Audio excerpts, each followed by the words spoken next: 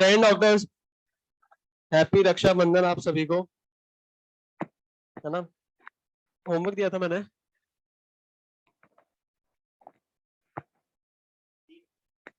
हाँ बताइए क्या दिया था मैंने, कौन सा वाला दिया था। एक ये, दूसरा ठीक है, तीसरा अच्छा।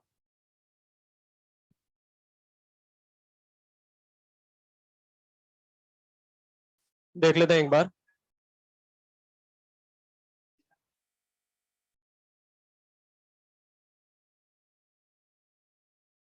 सी solid plus H2 gas gives CH2 gas, यही वाला दिया था ना।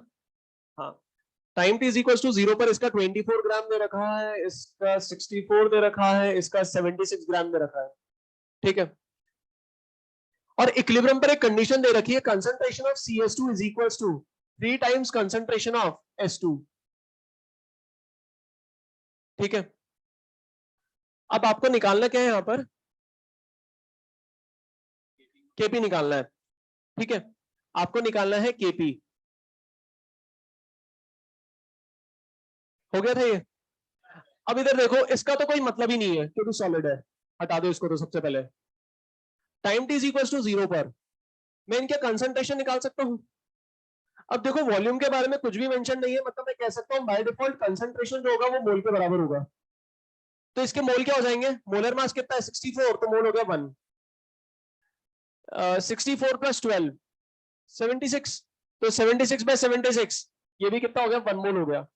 ठीक है, मतलब मैं कह सकता हूं time T is equal to 0 पे इसका 1 मोल, इसका 1 मोल, इससे कुछ फर्क नहीं पड़ेगा। मैंने पॉइंट लिखवाया था कि सॉलिड को कभी भी कंसिडर नहीं करेंगे कैलकुलेशन में।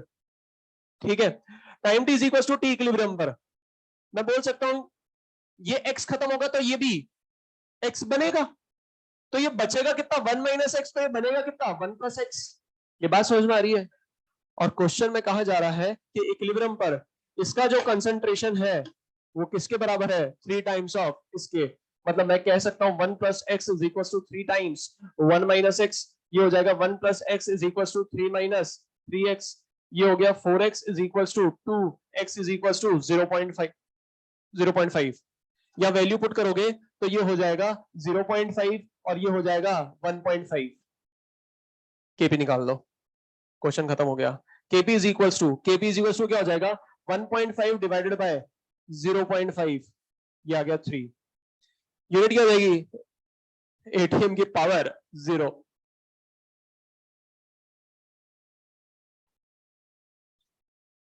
हाँ बोलो।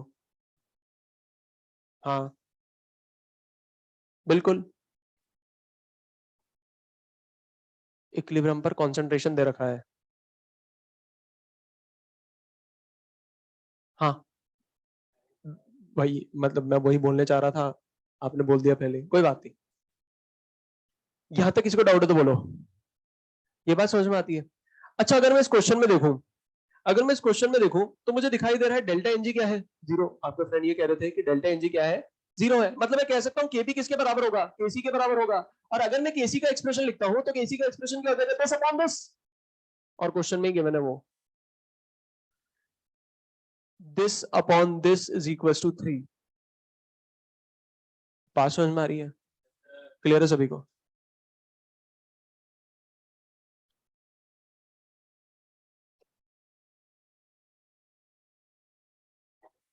हाँ, एक और क्वेश्चन दिया था मैंने। अच्छा, लास्ट क्लास में ना क्या हुआ था कि कुछ स्टूडेंट आए थे मेरे पास, मैं जैसे ही यहां से बाहर निकला था, तो कह रहे थे सर पता है मॉड्यूल के क्वेश्चन बन जाते हैं, है ना। क्या, अच्छा आपने सुन लिया था, है ना? क्या बोला था मैंने? क्लास के क्वेश्चन नहीं बनते होंगे, है ना? तो ये ऐसा हो रहा है क्या आपके साथ भी हो रहा है? हो रहा होगा। देखो एक चीज मैं बताता हूँ, हो भी रहा होगा नहीं भी हो रहा होगा, ठीक है। एक चीज मैं बताता हूँ, मॉड्यूल के क्वेश्चन तो हमेशा ही बनते थे। कहाँ नहीं बनते थे? याद करो, सॉलिड पे भी तो बनते थे। पर सॉलिड पे क्लास में क्या पढ़ाता था मैं? वो डायगोनली सिमेट्रिकल प्लेन। मुझे बताओ कहीं डायगोनली सिमेट्रिकल प्लेन अभी तक देखा गया कहीं क्वेश्चन में? मतलब आपके पास जितनी भी आसपास अवेलेबल किताबें होंगी वहां पर नहीं दिखाई देगा। पर उन चीजों से पता है कॉन्सेप्ट बिल्कुल क्लियर हो जाते थे।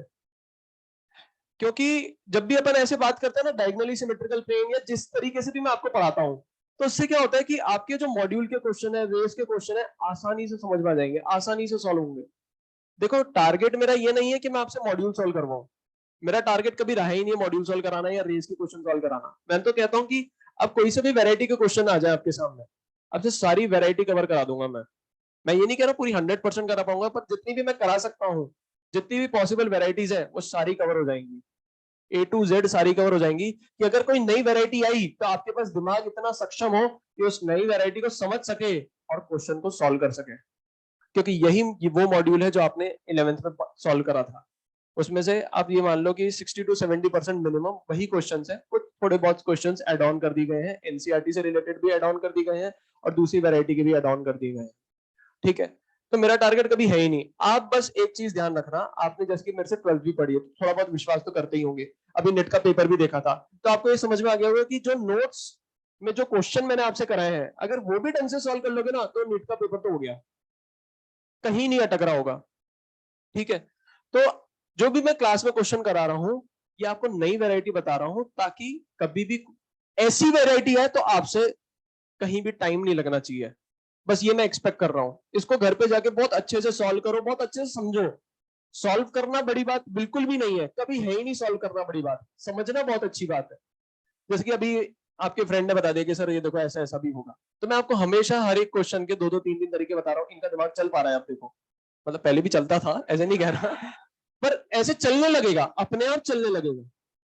ये बात समझ में आ रही है? क्लियर है? तो यहाँ पर जितने भी क्वेश्चन करा रहा हूँ इसकी बहुत जबरदस्त तरीके से प्रैक्टिस करो आप घर पे जाके, मॉड्यूल तो डेफिनेटली बनेगा। ठीक है। एक और क्वेश्चन दिया था, अब जैसे कि ये वाला क्वेश्चन था, इसकी भी मैंने एक और टेक्निक बताई थी आपको सॉल्व करने की। अब ये जो टेक्निक होती है ये ऐसे उसमें नहीं लिखी रहती कहीं किताबों में या कहीं। ये आप जब क्वेश्चन बहुत सारे अलग अलग वैरायटी के बनाते हो ना तो अपने आप दिमाग चलने लगता है। अब अगर मैं बात करूं तो यहाँ पर ये तो सॉलिड है, इसका तो कोई यूज ही नहीं है। अब कहा जा रहा है time T is equal to 0 पर पहले से एनएसटी मौजूद है 0.5, और टोटल प्रेशर एट इक्विलिब्रियम आपको बोला जा रहा है 0.84 ATM. Total pressure at equilibrium बोला जा रहा है 0.84 एटीएम, और आपको क्या निकालना है यहाँ पर? केपी निकालना है। ठीक है। अब इसका तो कोई मतलब ही नहीं है क्योंकि मैंने कहा था सॉलिड को कंसिडर नहीं करेंगे, तो टाइम टी इक्वल टू 0 पर इनिशियली पहले से ये मौजूद है, मतलब ये तो 0। ये बात समझ में आती है? ठीक है। अब आप मुझे बताओ रिएक्शन फॉरवर्ड मूव करेगी, बैकवर्ड मूव करेगी, या वहीं पे रहेगी, या कहीं भी मूव कर सकती है?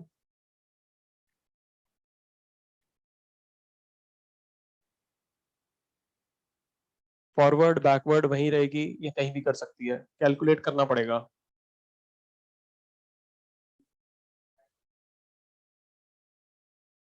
बोलो ना। रिएक्शन फॉरवर्ड मूव करेगी। बैकवर्ड कैसे कर सकती है जब ये है ही नहीं? अब जब ये है ही नहीं तो कंबाइन किसके साथ होगा?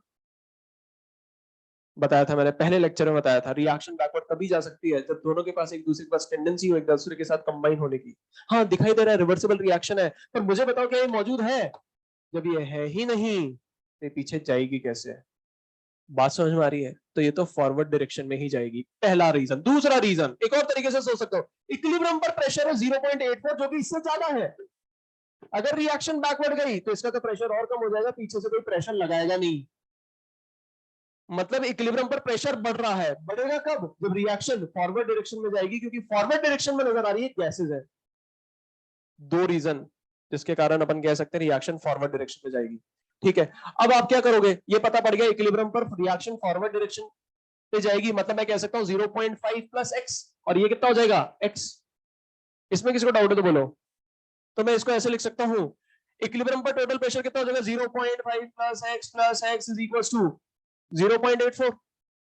तो मैं बोल सकता हूं 2x इज इक्वल टू 0.34 और x इज इक्वल टू ये आ जाएगा 0.17।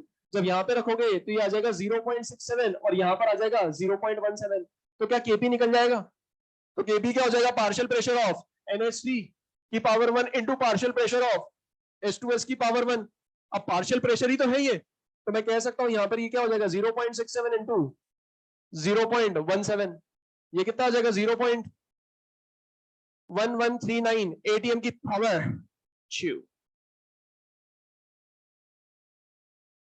यहां तक किसी को डाउट है तो बोलो, सुनो ध्यान से। लास्ट क्लास में एक और तरीका बताया था, ये तो है नहीं, सिर्फ ये है और ये है, ध्यान से सुनना। तो जो प्रेशर का डिस्ट्रीब्यूशन होगा वो इक्वल अमाउंट में होगा। अगर ये पहले से मौजूद है, ये पहले से मौजूद है तभी ये 0.5 लगा रही है ना। अब रिएक्शन हुई होगी, रिएक्शन हुई, इक्विलिब्रियम अटेन हुआ, तो टोटल प्रेशर कितना आ गया 0.84। इनिशियली कितना था 0.5, इक्विलिब्रियम पर बढ़कर कितना पहुंच गया 0.84। तो आप मुझे बता सकते हो इंक्रीमेंट कितना हुआ 0. अब अगर इंक्रीमेंट 0.34 हुआ है, मतलब कह सकता हूं इंक्रीमेंट इसके कारण भी होगा और इसके कारण भी होगा, और इनके स्टोइकियोमेट्री 1:1 है, मतलब ये जो इंक्रीमेंट हुआ है ये दो पार्ट में टूटेगा। डायरेक्ट अपन बता सकते हैं इसका 0.17 बढ़ेगा, इसका 0.17 बढ़ेगा, इसका टोटल हो जाएगा 0.67 और इसका हो जाएगा 0.17। डायरेक्टली मल्टीप्लाई कर दो, आंसर आ जाएगा। बात समझ में आ रही है? ऐसे ही बताया था ना लास्ट क्लास में। क्या कह रहे थे आप? भी यही बोल रहे थे? बहुत बढ़िया, आपका भी दिमाग चल रहा है, इसलिए मैंने आपको बोलने नहीं दिया, मैंने सोचा मैं पहले बोल देता हूं। इसमें किसी को डाउट है तो बोलो। और किसी ने कुछ सोचा? यार हो सकता है ना कोई नया सोच ले, है ना, कोई नया तरीका सोच ले, ताकि अगली क्लास में बताऊंगा फिर मैं कि 3 तरीके हैं। वैसे यही पॉसिबल मेथड्स हैं। अच्छा, एक और क्वेश्चन दिया था, आया किसी का आंसर? आ गया? किसका आया? आ गया? सॉल्व करा पूरा अच्छे से? कंपेयर करा था, मतलब वो उसको नेग्लेक्ट वेग्लेक्ट कर लिया था? बहुत बढ़िया। AIPMD 2008 का क्वेश्चन ही है, जो कि आपके मॉड्यूल में नहीं है अभी। तो क्वेश्चन दिखाओ, मेरे पास क्वेश्चन नहीं है। सुनना ध्यान से, बहुत ही जबरदस्त चीज है ये।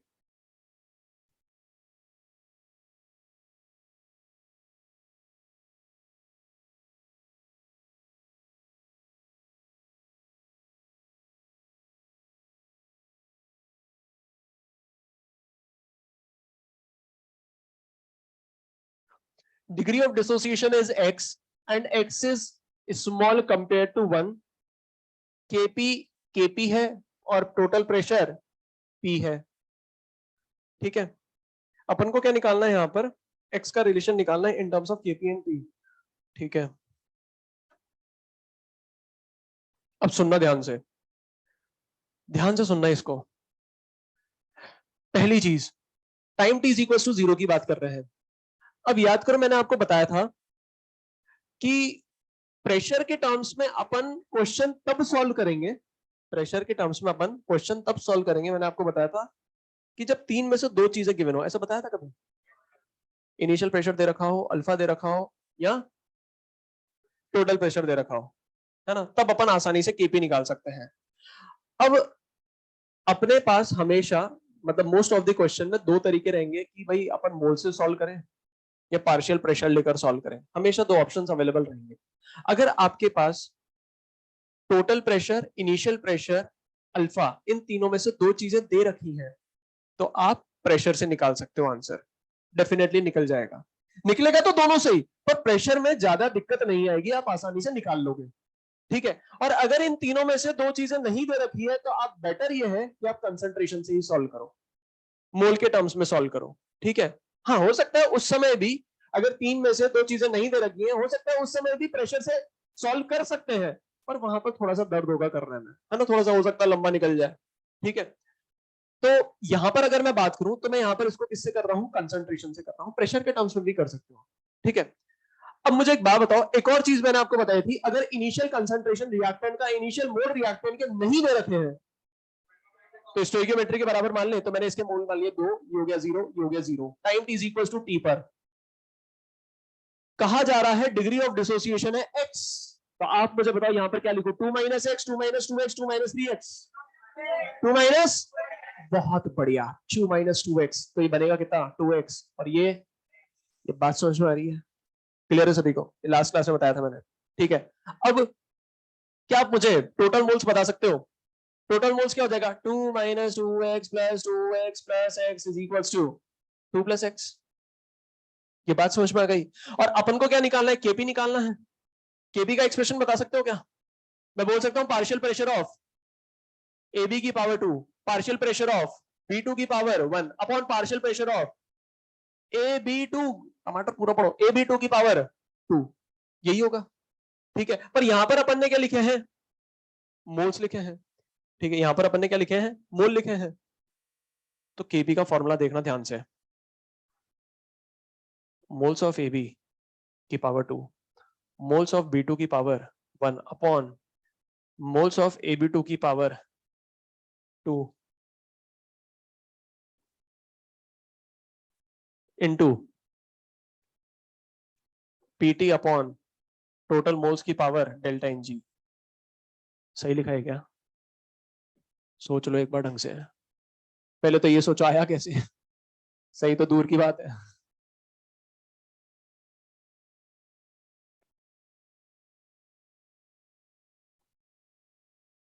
सुनना ध्यान से, पार्शियल प्रेशर डाल्टन्स के टर्म्स में लिख रहा हूं, mole fraction into total pressure, mole fraction into total pressure, mole fraction into total pressure, मतलब mole fraction into total pressure. सुनना अब ध्यान से, सबसे पहले बात करें टोटल प्रेशर की, ठीक है, कर लूं बात टोटल प्रेशर की, टोटल प्रेशर की पावर 2, टोटल प्रेशर की पावर 1, मतलब टोटल प्रेशर की पावर 3, तो ऊपर टोटल प्रेशर की पावर चल रहा है 3, नीचे टोटल प्रेशर की पावर 2, ऊपर 3 नीचे 2, तो प्रेशर की पावर 1 बच गया, है ना, टोटल प्रेशर की पावर डेल्टा एनजी 1 है, ये बात समझ में आ रही है, ठीक है।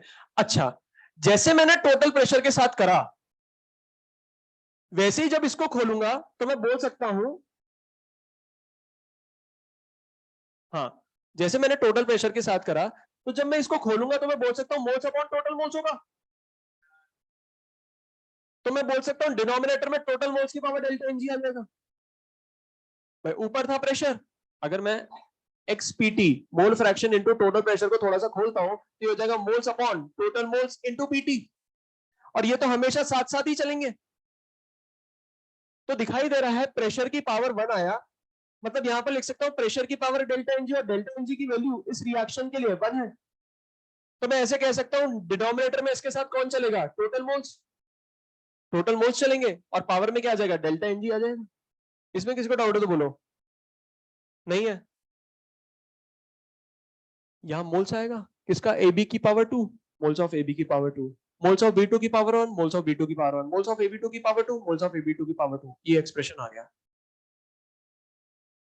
आप ये लिखो या ये लिखो, एक ही बात है, ये बात समझ में आ रही है, ठीक है। अब आप देखते जाना,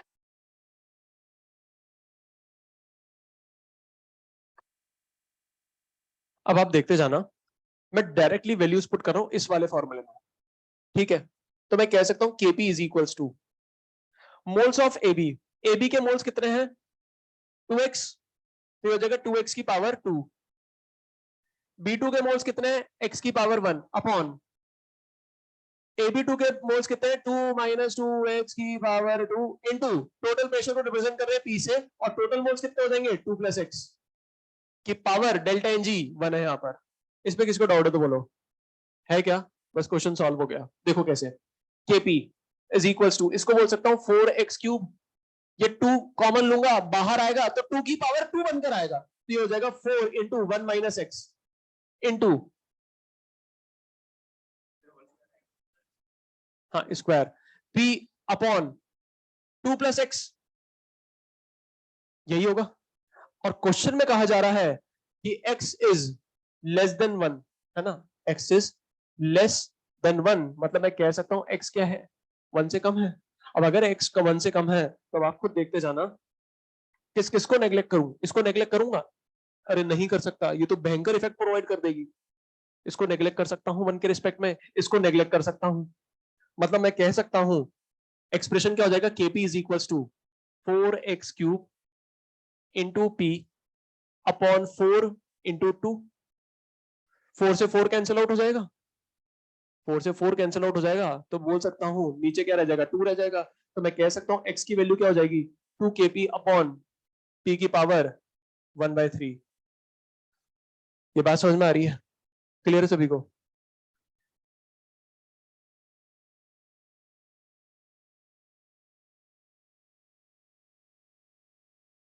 सुनते जाना बस, खत्म नहीं हुआ अभी।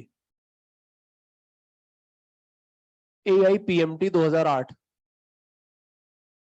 का क्वेश्चन है ये, पूछा गया था केपी के टर्म्स में, पर क्या मैं यहाँ पर केसी निकाल सकता हूँ, केसी भी निकाल सकता हूँ। केसी कैसे निकालूंगा, मोल वाले फॉर्मूले से निकालूंगा मैं, याद है बताया था, मोल्स ऑफ प्रोडक्ट की power stoichiometry upon moles of reactant की पावर स्टोइकियोमेट्री 1 अपॉन वी की पावर डेल्टा इन जी, है ना।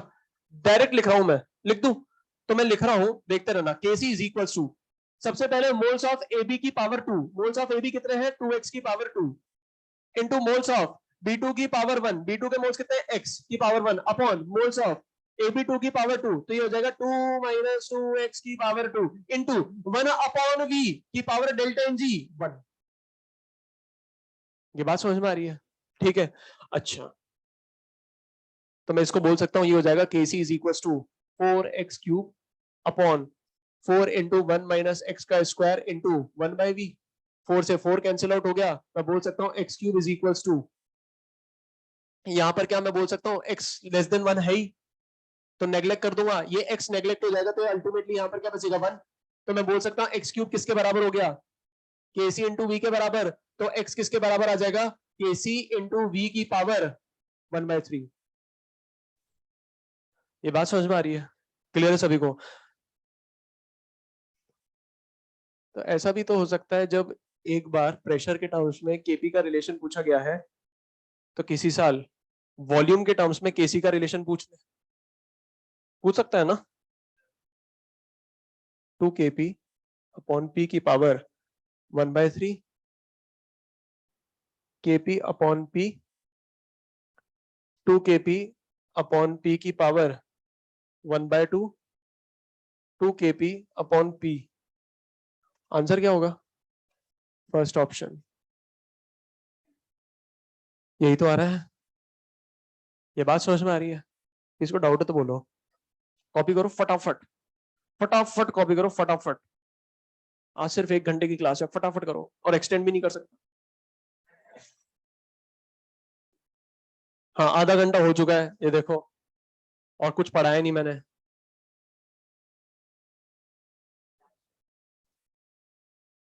जीरो पॉइंट फाइव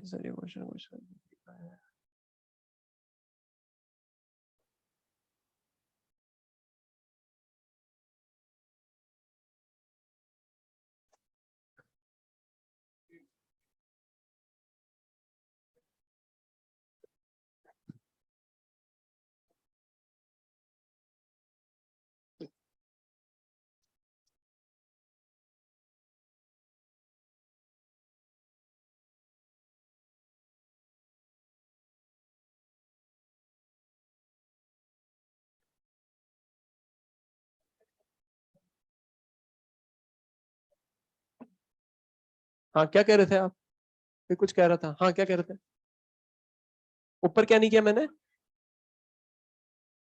कर लो। अगर x 1 से छोटा है, मान लो 0.1 है ना, 0.1 फिर भी मैंने बहुत बड़ी ले ली, है ना, 0.1 की पावर 3, 10⁻³ 4 इंटू 10⁻³ 0.004 हो जाता है, बहुत ज्यादा असर दे दिया इसने। अगर इसको नेग्लेक्ट कर दूंगा तो आप क्या मान के चलोगे, 4, और वैल्यू क्या हो गई, 0.004, है ना।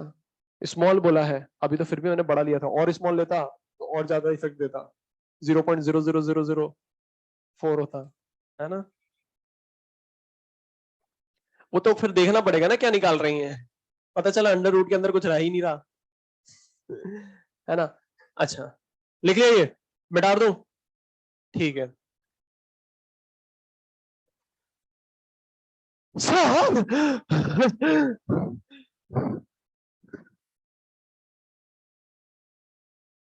इतना लंबा। सर एक बात बताओ, जब ये AIPMT 2008 में पूछा गया था, तब भी 1 मिनट में एक ही क्वेश्चन करना होता था ना, तो ये कैसे होगा 1 मिनट में, पहले तो ये बताओ। हो जाएगा क्या? प्रॉपर मेथड तो यही है, मजाक नहीं कर रहा हूं, प्रॉपर मेथड यही है, यही है प्रॉपर मेथड तो। पर अपन क्या कर सकते हैं, सुनना ध्यान से, अब ध्यान से सुनो, काम की बात अब सुनो। आंसर क्या था पहले तो ये देखो।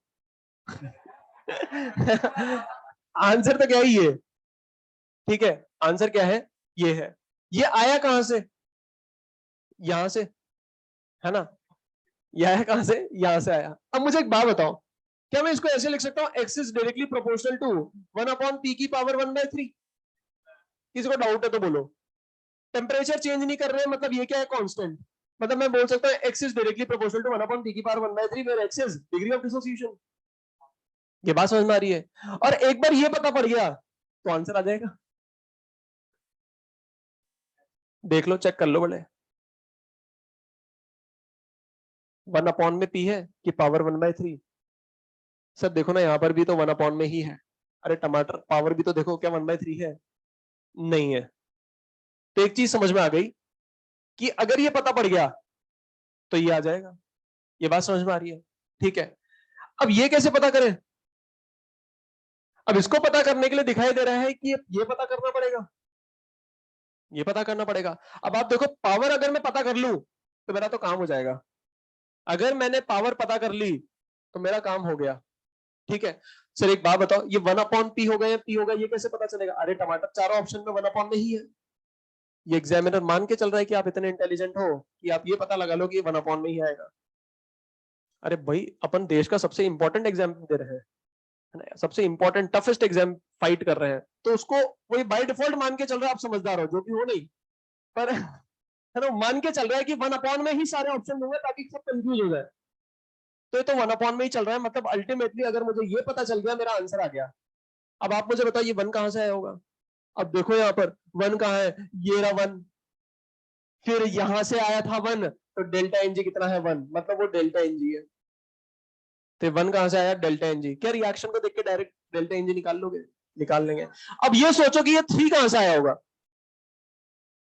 Stoichiometric coefficient of reactant, sum of stoichiometric coefficient of gaseous product.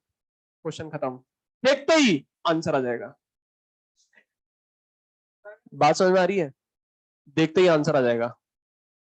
अब आप खुद देखो, अगर मैं यहां पर बात करूं तो मैं बोल सकता हूं x is directly proportional to 1/p की पावर।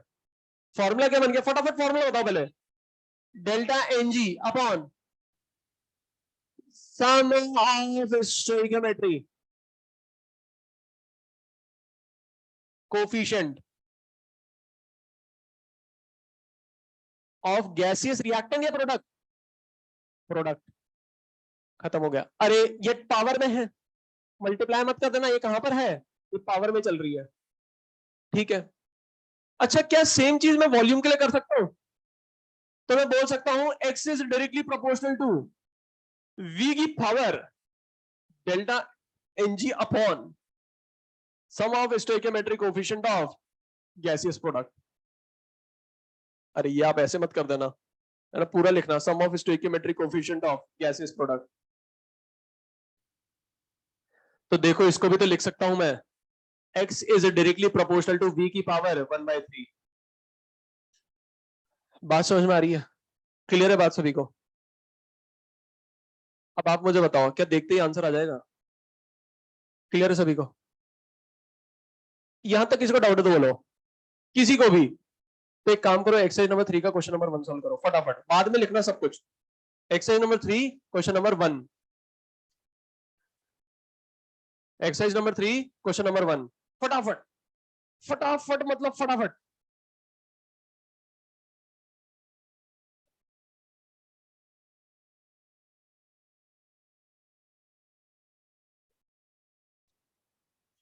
पेज नंबर 129 फटाफट। Page number 129। पीछे आंसर देखकर नहीं बताना है।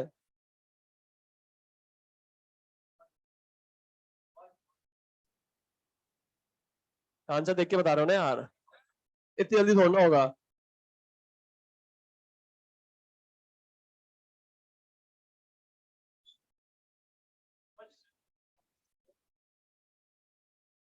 और मॉड्यूल पीछे देखो ना, आगे पीछे थोड़ा देखने की कोशिश करो यार, लाया करो यार, मॉड्यूल वॉड्यूल लाया करो। हाँ कितना आ रहा है? फर्स्ट आ रहा है। अब इधर देखो, कुछ भी नहीं करना था इस क्वेश्चन में, डायरेक्ट आंसर आएगा। केपी का एक्सप्रेशन दे रखा है, मुझे तो बस ये बता दो प्रेशर की पावर क्या है। प्रेशर की पावर क्या है?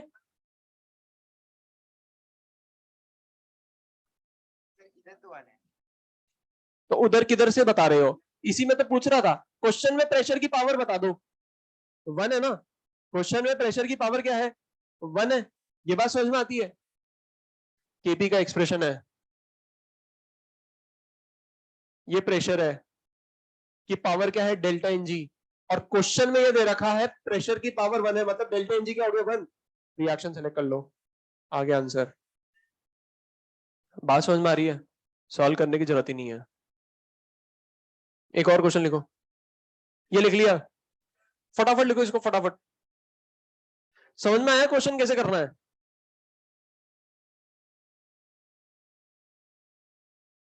तो आपको याद क्या रखना है? बस ये याद रखना है। और यहां पर ये जो एक्स है, एक्स क्या है? Degree of dissociation.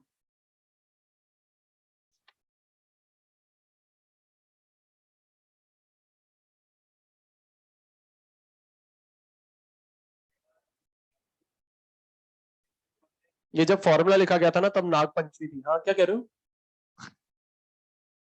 हाँ क्या कह रहे हो?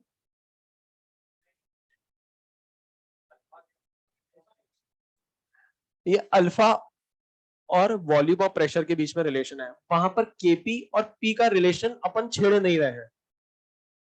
केपी और पी का रिलेशन छेड़ नहीं रहे हैं।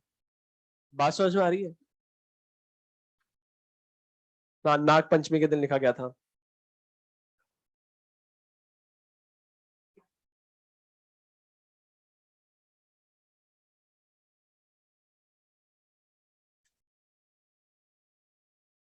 क्या? ये लिख लिया? क्या कह रहे हो? बात पूरी करूं मैं? करूंगा मैं मिटा देता हूं पहले। क्लास कितने बजे शुरू हुई थी? मैंने आज कुछ भी नहीं पढ़ा है, 15 मिनट बचे हैं बस, मिटा रहा हूं मैं ये। क्वेश्चन लिखेंगे।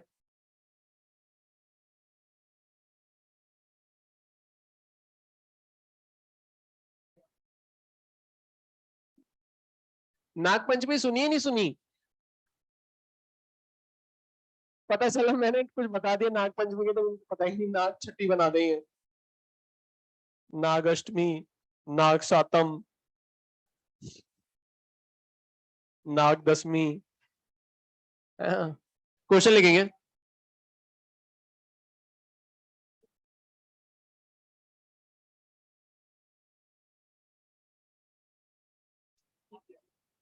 क्वेश्चन लिखेंगे।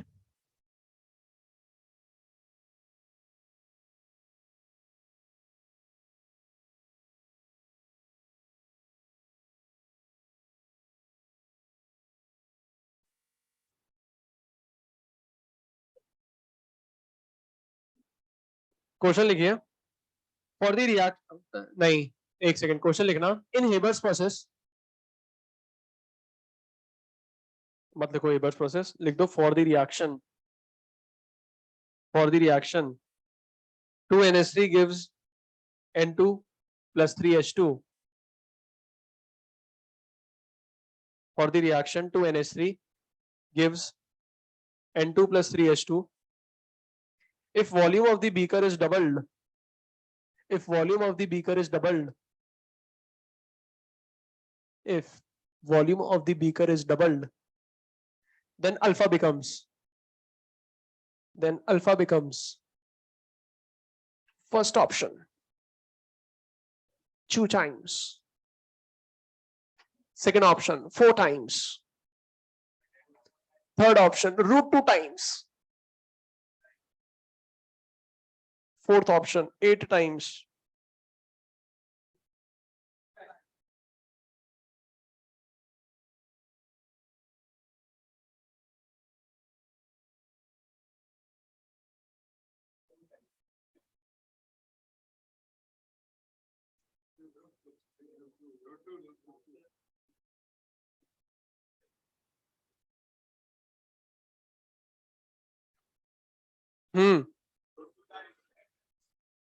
रूट 2 टाइम्स, ऐसे कैसे?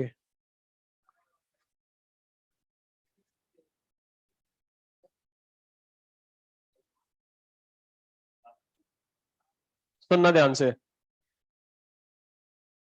आपको बोला गया है वॉल्यूम क्या हो गई है डबल, वॉल्यूम क्या हो गई डबल, ठीक है, और डिग्री ऑफ डिसोसिएशन पर क्या फर्क पड़ेगा ये पूछा जा रहा है। मतलब मैं कह सकता हूं alpha is directly proportional to V की पावर अपन क्या बोलते हैं नाग पंचमी।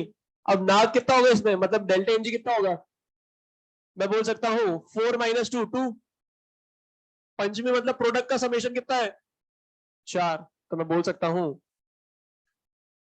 v की पावर 1/2, और वॉल्यूम क्या कर दिया था डबल, तो 2 की पावर 1/2 रूट 2 टाइम्स, ये आंसर है। नेक्स्ट क्वेश्चन लिखेंगे।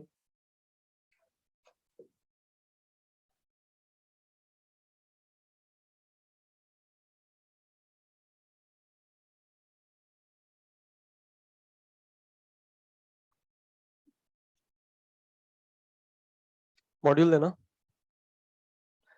नेक्स्ट क्वेश्चन लिखो।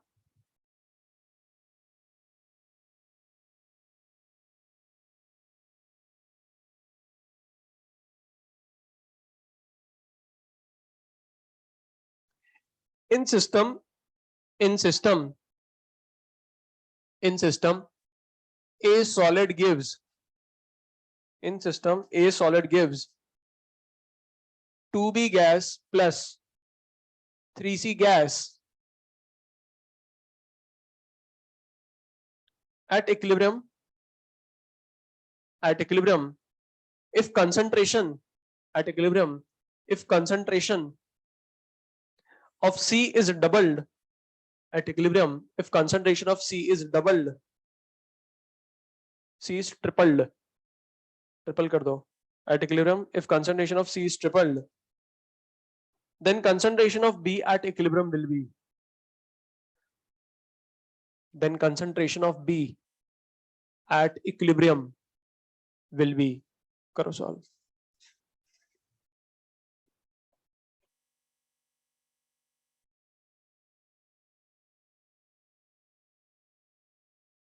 हो जाएगा, हिंट दूं, दूं,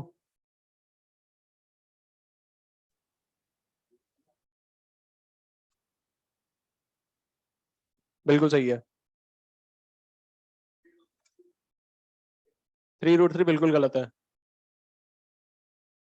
2√2 बिल्कुल गलत है, 2√2 कहां से होगा, 2 आया कहां से, बात 3 की चल रही है तो 3 की बात होगी, मॉड्यूल का क्वेश्चन थोड़ी ना जब 2√2 बताओगे, आंसर तक रटे पड़े, वाह वाह वाह वाह।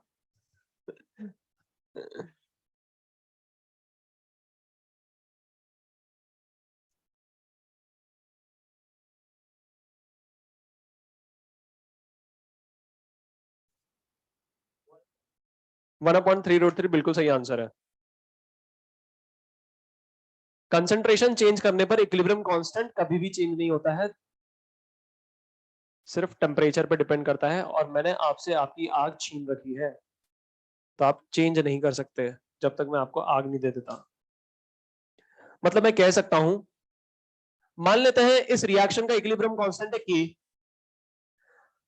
तो मैं एक्सप्रेशन क्या लिख सकता हूं, मैं बोल सकता हूं कंसंट्रेशन ऑफ बी की पावर 2 इंटू कंसंट्रेशन ऑफ सी की पावर 3, लिख सकता हूं ये। और मैंने मान लिया इक्विलिब्रियम पर बी का कंसंट्रेशन है बी, सी का कंसंट्रेशन है सी, ठीक है। When concentration of C is tripled, अब मुझे एक बात बताओ, अगर मैं कंसंट्रेशन सी का ट्रिपल करूंगा तो इक्विलिब्रियम कांस्टेंट पे तो कुछ फर्क नजर नहीं आएगा, क्योंकि ये सिर्फ और सिर्फ किसके कारण चेंज होता है, टेम्परेचर के कारण, तो ये तो कांस्टेंट रहेगा। अब अगर बात करें तो सी अपन ने क्या कर दिया, डिस्टर्ब कर दिया, और क्वेश्चन में कहा जा रहा है कि बी पर क्या फर्क पड़ेगा, ठीक है। अब मान लेते हैं जब सी चेंज करा तो बी भी चेंज हो गया, और बी का कंसंट्रेशन मैंने बोल दिया बी डैश की पावर 2 और सी का बोल दिया सी डैश की पावर 3। अब हो सकता है बी चेंज भी हुआ हो या नहीं भी हुआ हो, अगर नहीं होगा तो बी डैश किसके बराबर आ जाएगा, बी के बराबर, ठीक है। मुझे नहीं पता होगा या नहीं होगा। तो एक चीज समझ में आ रही है, सी डैश को मैं लिख सकता हूं 3C, दोनों को डिवाइड कर दो। एलएचएस में अगर बात करूं तो ये 1 हो गया, ये हो गया बी की पावर 2 सी की power 3 divided by B dash की पावर 2, और इस 3 को बाहर लूंगा तो 27 बन के निकलेगा, तो ये हो जाएगा 27 इंटू सी की पावर 3, तो ये हो जाएगा बी डैश की power 2 is equal to B की power 2 divided by 27, square root लूंगा तो मैं कह सकता हूं ये हो जाएगा B dash is equal to B upon under root of 27 क्या हो जाएगा 3√3। मतलब मैं कह सकता हूं जो न्यू कंसंट्रेशन होगा, जो न्यू कंसंट्रेशन होगा बी का, वो क्या हो जाएगा 1/3√3 टाइम्स ऑफ इनिशियल कंसंट्रेशन या ओरिजिनल कंसंट्रेशन। ये बात समझ में आ रही है?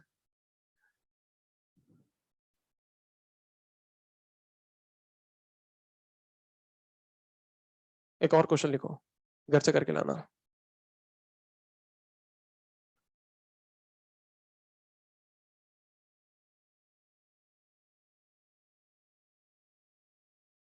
For the reaction 2A plus B gives C. For the reaction 2A plus B gives C. Module का डिस्कशन हो गया था क्या? If initially 2 moles of A and B, if initially 2 moles of A and B each are taken, if initially 2 moles of A and B each are taken, then at equilibrium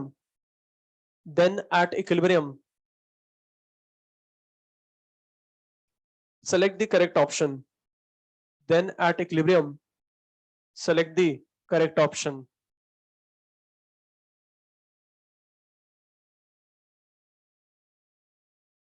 घर से करके लाना।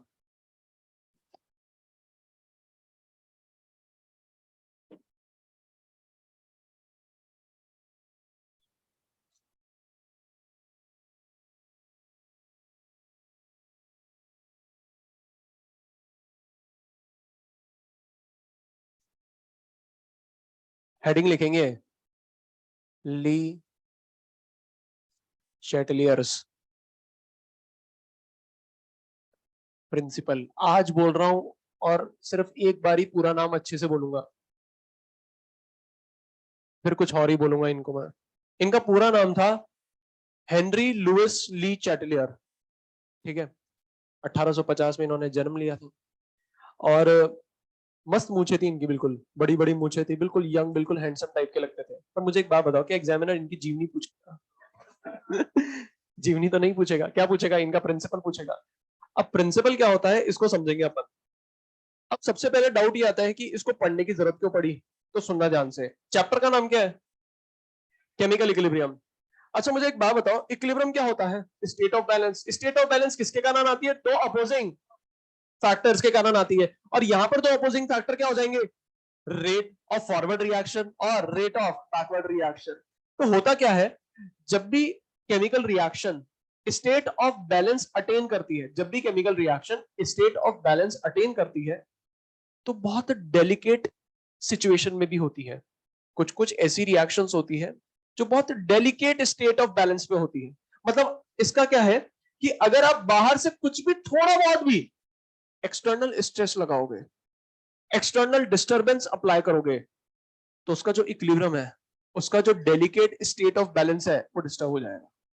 अब disturb होने के बाद reaction किस direction में मूव करेगी, उसके बारे में इंफॉर्मेशन देते हैं ली चैटलियर साहब। ठीक है, समझ में आया? मतलब मैं कह सकता हूं कि जब इक्विलिब्रियम किसी केमिकल रिएक्शन में आता है, क्योंकि चैप्टर क्या है, केमिकल इक्विलिब्रियम, और इक्विलिब्रियम अपन पढ़ कहां रहे हैं, केमिकल रिएक्शंस के लिए। तो जब भी केमिकल रिएक्शंस में इक्विलिब्रियम आता है, तो कुछ कुछ रिएक्शंस के लिए वो जो इक्विलिब्रियम स्टेट होती है, वो बहुत डेलिकेट स्टेट होती है। तो अगर आप बाहर से कुछ भी एक्सटर्नल स्ट्रेस अप्लाई करोगे, ये एक्सटर्नल डिस्टर्बेंस अप्लाई करोगे। अब एक्सटर्नल स्ट्रेस कैसे अप्लाई कर सकते हो, डिस्टर्बेंस कैसे अप्लाई कर सकते हो? जितने भी मेजरेबल फैक्टर्स हैं, जितनी भी मेजरेबल प्रॉपर्टीज है केमिकल इक्विलिब्रियम की, उनको चेंज करके। मेजरेबल प्रॉपर्टीज कौन कौन सी हो जाएंगी? Concentration, volume, pressure, temperature, addition of inert gas at constant temperature, etcetera etcetera etcetera. ठीक है, तो डिस्टर्बेंस अपन किसी भी फॉर्म में अप्लाई कर सकते हैं। तो वो जो डेलिकेट स्टेट है जो बैलेंस का, अगर मैंने बाहर से एक्सटर्नल डिस्टर्बेंस अप्लाई करा तो स्टेट ऑफ बैलेंस रिमूव हो जाएगा, इक्विलिब्रियम स्टेट रिमूव हो जाएगी। अब वापस से इक्विलिब्रियम आने के लिए रिएक्शन को किस डायरेक्शन में मूव करना पड़ेगा, उसके बारे में इंफॉर्मेशन देते हैं ली चैटलियर साहब। ये बात समझ में आ रही है? ठीक है, तो इनका स्टेटमेंट लिखते हैं। अगर इनका एक बार ये स्टेटमेंट समझ में आ गया तो केमिकल इक्विलिब्रियम भी समझ में आ जाएगा, और फिजिकल इक्विलिब्रियम में ली चैटलियर कैसे लगाते हैं वो भी समझ में आ जाएगा, क्योंकि ली Chatelier is valid for both chemical equilibrium and physical equilibrium. ठीक है, तो इसमें लिखना, it states that if an external stress is applied, it states that if an external stress is applied to a system at equilibrium,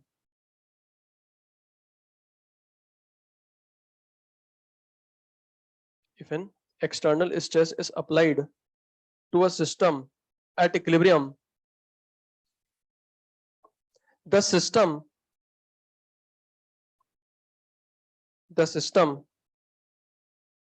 adjusts in such a way, the system adjusts in such a way,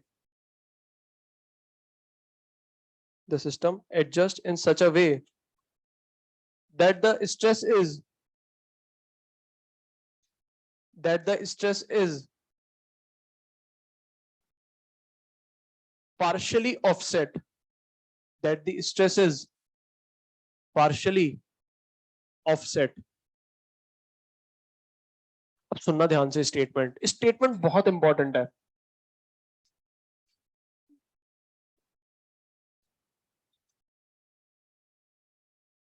यहां पर दो term लिखाई है मैंने, partially offset. अब ये partially offset का मतलब समझ लेना एक बार। पार्शियली ऑफसेट का मतलब क्या है? पार्शियली का मतलब होता है पार्टली, या मैं कह दूं नॉट होली। ठीक है, और ऑफसेट का मतलब होता है काउंटर बैलेंस। काउंटर बैलेंस बोल दो, या न्यूट्रलाइज बोल दो, या मेकअप बोल दो। अरे मेकअप वो वाला मेकअप नहीं है ना।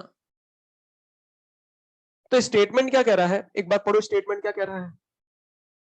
If an external stress is applied to a system at equilibrium, इसका मतलब क्या है, अगर कोई सिस्टम इक्विलिब्रियम पर है। अब आप मुझे बताओ, इस चैप्टर में सिस्टम जो है वो रिवर्सिबल रिएक्शन या इरिवर्सिबल रिएक्शन? Reversible reaction. मतलब मैं कह सकता हूं अगर कोई सिस्टम इक्विलिब्रियम पर है, और सिस्टम यहां पर क्या है, रिवर्सिबल रिएक्शन, और उस सिस्टम पे मैंने क्या करा, एक्सटर्नल स्ट्रेस अप्लाई करा। उस सिस्टम पे मैंने क्या करा, एक्सटर्नल स्ट्रेस अप्लाई करा। तो जो सिस्टम है वो इस तरीके से एडजस्ट होगा कि इस स्ट्रेस को क्या कर दे, पार्शियली ऑफसेट कर दे, पार्शियली काउंटर बैलेंस कर दे, पार्शियली न्यूट्रलाइज कर दे, पार्शियली मेकअप कर दे। ये बात समझ में आ रही है? ठीक है, मतलब जो भी अपन स्ट्रेस अप्लाई कर रहे हैं वो क्या हो जाए, काउंटर बैलेंस हो जाए। क्या कंप्लीटली होगा? पार्शियली होगा। ठीक है, इस चीज को ध्यान रखना। अगर मैं कोई सा भी एक्सटर्नल स्ट्रेस अप्लाई कर रहा हूं, वापस से कंडीशन रीस्टैब्लिश नहीं होती है, पार्शियली बैलेंस होती है, पार्शियली काउंटर बैलेंस होती है, पार्शियली रीस्टैब्लिश होती है। ये बात समझ में आ रही है? ठीक है, और इस चीज को मैं प्रूव भी करूंगा कि पार्शियली ऑफसेट मैंने क्यों लिखा है और कंप्लीटली ऑफसेट क्यों नहीं लिखा। ये मैं प्रूव करके बताऊंगा, नेक्स्ट क्लास में बताऊंगा, ठीक है। पर ये डेफिनेटली होती है, विश्वास रखना मेरे पे, है ना। अब यहां पर बात आती है, सर ये जो स्टेटमेंट आपने लिख दिया, if an external stress is applied to a system at equilibrium, ठीक है, तो इससे दो और चीजें समझ में आती है कि ये जो ली चैटलियर प्रिंसिपल है, मुझे बताओ कब वैलिड होगा, जब इक्विलिब्रियम आना होगा या आ चुका होगा, आ चुका होगा। बात समझ में आ रही है। If an external stress is applied to the system at equilibrium, मतलब जब इक्विलिब्रियम आ जाएगा और मैं एक्सटर्नल स्ट्रेस अप्लाई करूंगा तब जाके अप्लाई करूंगा। बात समझ में आ रही है। एक और चीज, सर ये एक्सटर्नल स्ट्रेसेस क्या हो सकते हैं, it can be concentration, it can be pressure, it can be volume, it can be temperature, it can be addition of inert gas. यहां पर लिखना, here the word stress, here the word stress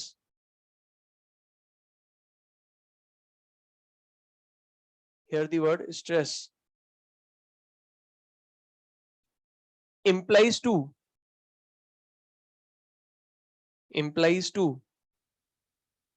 change in, first point concentration, second point volume, third point pressure, fourth point addition of inert gas at constant temperature, addition of inert gas at constant temperature, और fifth point हो जाएगा, क्या क्या लिखवा दिया, temperature, fifth point temperature, ठीक है। Addition of inert gas at constant temperature,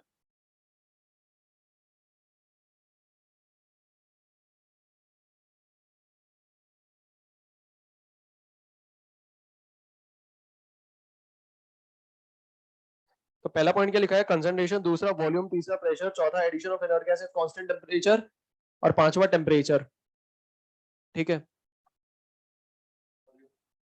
एक second, implies to change in, that will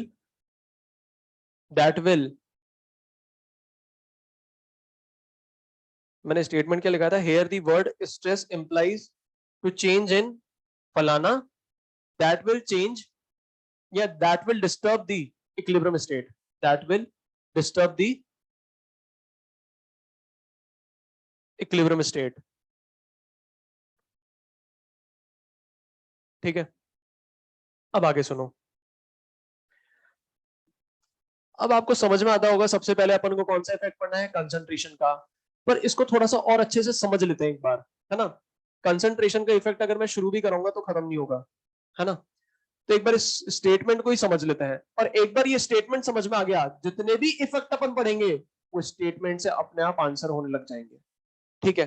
तो मैंने क्या करा, यू शेप्ड ग्लास ट्यूब ली, कौन सी ट्यूब ली, यू शेप्ड ग्लास ट्यूब। अब मुझे एक बात बताओ, ये किस शेप की होगी, यू शेप की होगी, अच्छा किसकी बनी हुई है, और याद करो इसमें अपन क्या भरते थे, अरे पानी नहीं भरते थे, इसमें अपन सेमी सॉलिड सॉल्ट सोल्यूशन भरते थे, जेल के फॉर्म में। अच्छा मुझे एक बात बताओ, जब जेल भरते थे तो उसको इन्वर्ट करके रखते थे और कॉटन प्लग्स लगाते थे, ये किसका कंस्ट्रक्शन बता रहा हूं मैं, सॉल्ट ब्रिज का, ठीक है। ऐसे ही यू शेप ग्लास ट्यूब मैंने यू शेप की कहां ले ली, इक्विलिब्रियम में, ठीक है। ये बहुत एक जनरल सा एग्जांपल है जो आप फिजिक्स में भी करते हुए आ रहे होंगे। मान लो यू ट्यूब ले ली और यहां पर मैंने क्या रख दी, बॉल, गेंद कंदुकेन, है ना, बॉल रख दी मैंने। अब मुझे एक बात बताओ, अगर मैं यहां पर बॉल रख के छोड़ देता हूं, अगर मैं यहां पर बॉल रख के छोड़ देता हूं, तो आप मुझे बताओ कि बॉल बाहर निकल जाएगी, और निकल जाएगी, निकलेगी नहीं निकलेगी, नहीं निकलेगी, मतलब मैं कह सकता हूं ये कहां पर है, इक्विलिब्रियम स्टेट पर है, बैलेंस स्टेट पर है। और अगर इक्विलिब्रियम स्टेट पर है तो अपन जानते हैं equilibrium state most stable state होता है। अगर सिस्टम स्टेबल तो एनर्जी मैक्सिमम या मिनिमम, मतलब मैं कहता हूं ये अपने मिनिमम एनर्जी पर है, अभी मिनिमम एनर्जी स्टेट है ये बात समझ में आ रही है, ठीक है। अब मैंने क्या करा, अब मैंने इसको पकड़ के यहां तक लेकर आ गया, मतलब मैंने क्या करा, यहां पर इस पर एक्सटर्नल स्ट्रेस अप्लाई करा, मैंने क्या करा, एक्सटर्नल स्ट्रेस अप्लाई करा। मतलब मुझे एक बात बताओ, ये क्या अपने आप यहां पर आएगी, मतलब मैंने क्या करा, इसके साथ जबरदस्ती करी, और जो जबरदस्ती करी वो भी प्यार से करी, ठीक है, और इसको कहां लेकर आ गया, मैं यहां पर लेकर आ गया। मतलब मैंने एक्सटर्नल स्ट्रेस अप्लाई करके इस बॉल को मैं यहां पर लेकर आ गया, ठीक है। स्ट्रेस पता है ना क्या होता है, स्ट्रेस लेते हैं देते हैं, देखो देने वाले दे जाते हैं और अपन को लेना भी पड़ता है ना। तो मैंने इसको दिया, इसको लेना पड़ेगा, है ना, तो ये लेकर यहां पहुंच गई, ठीक है।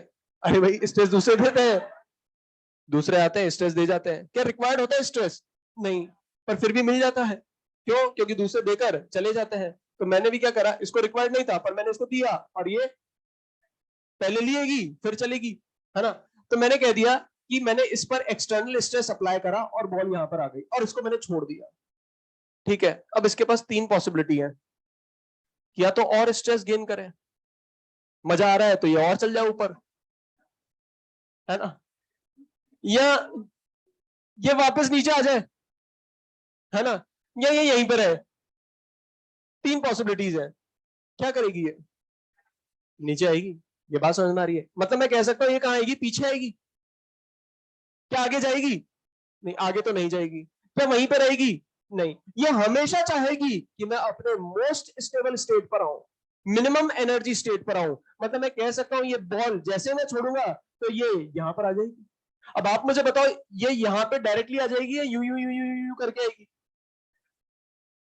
ये बात समझ में आ रही है। मतलब मैं कह सकता हूं वापस से इक्विलिब्रियम रीगेन हो गया, वापस से इक्विलिब्रियम स्टेट रीस्टैब्लिश हो गई।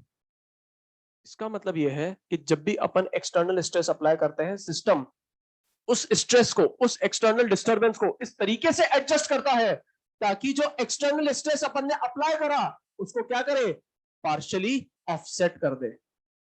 बात समझ में आ रही है, क्लियर है बात सभी को। अच्छा मुझे एक बात बताओ, अपना सिस्टम क्या यूट्यूब और वॉल है, नहीं, अपना सिस्टम क्या है, रिवर्सिबल रिएक्शन। ये बात समझ में आ रही है, मतलब अपना सिस्टम क्या है, रिवर्सिबल रिएक्शन है। अब आप मुझे बताओ अगर रिवर्सिबल रिएक्शन पर मैं एक्सटर्नल स्ट्रेस अप्लाई करता हूं, और अभी मैंने आपको बता दिया external stress can be in the form of concentration, pressure, temperature, volume, addition of inert gas, ठीक है। अगर मैं एक्सटर्नल प्रेशर अप्लाई करूंगा और इसको छोड़ दूंगा, एक्सटर्नल स्ट्रेस अप्लाई करूंगा और इसको छोड़ दूंगा, तो इस रिएक्शन के पास भी तीन पॉसिबिलिटी है। जैसे इसके पास तीन पॉसिबिलिटी थी, स्ट्रेस लगाकर मैंने छोड़ दिया था, तीन पॉसिबिलिटी थी, वैसे रिएक्शन के पास भी क्या होगी, रिवर्सिबल रिएक्शन के पास भी क्या होगी, तीन पॉसिबिलिटी। एक होगी कि आगे जाए, दूसरी होगी पीछे जाए, और तीसरी होगी वहीं पे रुक जाए। तो जब मैंने इसको फॉरवर्ड डायरेक्शन में लेकर गया था, जब फॉरवर्ड डायरेक्शन में एक्सटर्नल स्ट्रेस अप्लाई करा था, तो ये कहां गई थी, बैकवर्ड डायरेक्शन में। तो अगर मैं यहां पर भी स्ट्रेस अप्लाई करूंगा तो रिएक्शन कहां जाएगी, बहुत बढ़िया, एक्सपेक्टेड। मुझे पता था कि कोई ना कोई तो बोलेगा बैकवर्ड, अरे कहीं भी जा सकती है, आगे भी जा सकती है, पीछे भी जा सकती है, और वहां पर रुक भी सकती है। ये डिपेंड करेगा कि रिएक्शन कौन से टाइप की है, उस रिएक्शन का डेल्टा एनजी ग्रेटर देन 0 है, लेस देन 0 है, इक्वल टू 0 है। दूसरा किस बात पर डिपेंड करेगा कि मैंने जो एक्सटर्नल स्ट्रेस अप्लाई करा है वो कैसे अप्लाई करा, प्रेशर को चेंज करके अप्लाई करा, कंसंट्रेशन को चेंज करके अप्लाई करा, टेम्परेचर को चेंज करके अप्लाई करा, या किसी भी तरीके से उसको अप्लाई करा, ठीक है। तो किस डायरेक्शन में रिएक्शन मूव करेगी वो तो बात पे डिपेंड करेगा कि रिएक्शन किस टाइप की है, और दूसरा मैंने कैसे एक्सटर्नल स्ट्रेस अप्लाई करा है, एक्सटर्नल डिस्टर्बेंस मैंने कैसे अप्लाई करा है। ये बात समझ में आ रही है, क्लियर है, स्टेटमेंट समझ में आ गया। मतलब जब भी अपन एक्सटर्नल स्ट्रेस अप्लाई करेंगे तो रिएक्शन उस डायरेक्शन में मूव करेगी ताकि वो जो एक्सटर्नल डिस्टर्बेंस है, एक्सटर्नल स्ट्रेस है, वो क्या हो जाए, काउंटर बैलेंस हो जाए, वो क्या हो जाए, मेकअप हो जाए, वो क्या हो जाए, न्यूट्रलाइज हो जाए। ये बात समझ में आ रही है, क्लियर है।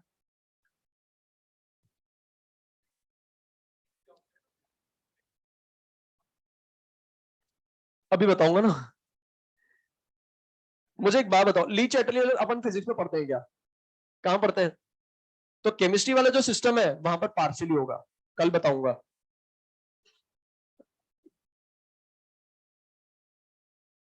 Thank you.